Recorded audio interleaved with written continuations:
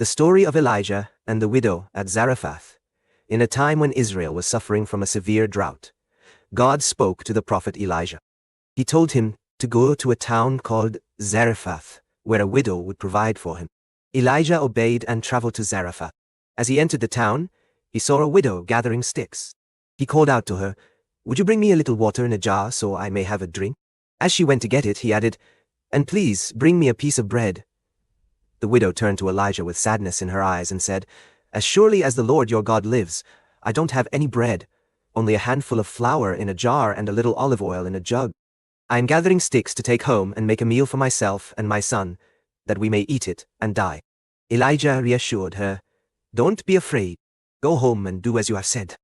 But first, make a small loaf of bread for me from what you have and bring it to me. Then make something for yourself and your son."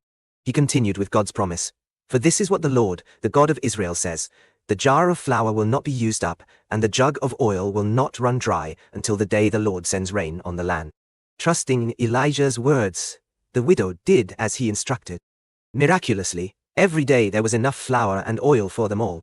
The supplies never ran out, just as God had promised through Elijah. During his stay with them, another challenge arose. The widow's son became very ill and stopped breathing. In despair, she cried out to Elijah about her misfortune. Elijah took the boy from her arms and carried him upstairs where he was staying. He laid him on his bed and prayed earnestly to God. "Lord my God, let this boy's life return to him."